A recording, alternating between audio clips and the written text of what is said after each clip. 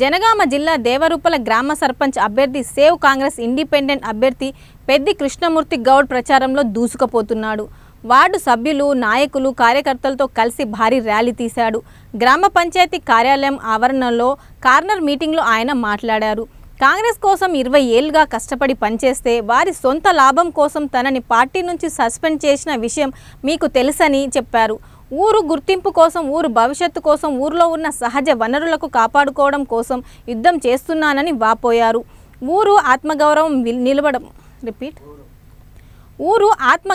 నిలపడం కోసం మీరందరూ ఓటేయాలని అందరినీ వేడుకున్నారు. తనకు కేటాయించిన బ్యాట్ గుర్తుకు ఓటేసి అత్యధిక మెజార్టీతో గెలిపించాలని ప్రజలను కోరారు.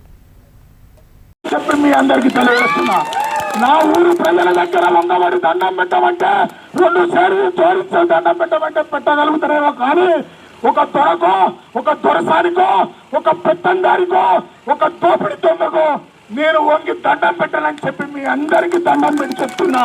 గుర్తు పెట్టుకోండి, రేపు 17వ తారీఖు నాడు జరగబోయే సర్పంచ్ ఇండిపెండెంట్ అభ్యర్థిగా నన్ను బ్యాట్ గుర్తుకు ఓటేసి ఆశీర్వదించాలని చెప్పి వేడుకుంటున్నా. ముఖ్యంగా చివరిగా ఒక మాట చెప్తున్నా, నేను ఎక్కడ దోపిడీ చేసి సంపాదన నా దగ్గర లేదు. నా తల్లిదండ్రులు సంపాదించిందే ఉంది, దాంతో పాటు 10 రూపాయలు నేను సంపాదించుకుంటుంది, అదే ఖర్చు పెడుతున్నా తప్ప ఒక దగ్గర దోసుకొచ్చి నేను ఖర్చు పెడతలేనని చెప్పి మీ అందరు కూడా చెప్తున్నా. ఇంకా ముఖ్యంగా ఈ రోజు ఎవరైతే దొరసారి 2 కోట్ల రూపాయలు ఇచ్చి పంపుతా వాడిని ఓడిర్రి అని చెప్పి చెప్తుందట.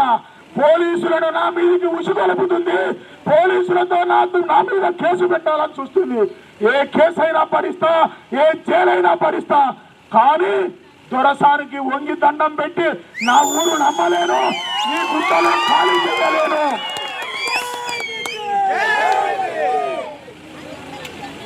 మళ్ళొక్కసారి కూడా ఎన్ని మూటలు ఇచ్చినా తీసుకోర్రి, ఏ మీటింగ్ అయినా పోన్రి, ఎక్కడైనా తిరుగుండ్రి, ఎవరితోనన్నా ఉండండి, కానీ రేపు మన బడిలోకి వెళ్ళిన ఓటేయడానికి పోయిన సందర్భంలో బ్యాలెట్ పేపర్ని చేతికిచ్చిన సందర్భంలో నా బిడ్డ ఉన్నాడు, నా కొడుకున్నాడు, నా తమ్ముడున్నాడు, నా అన్నున్నాడు, మా మర్దున్నాడు అని మీరు ఆశీర్వదించి గెలిపిస్తే నేను 24 గంటలు అర్ధమా రాత్రి కూడా మీ సేవ కోసం ఉండేవాడిని. నేను ఏ రోజు కూడా చెప్తలేను.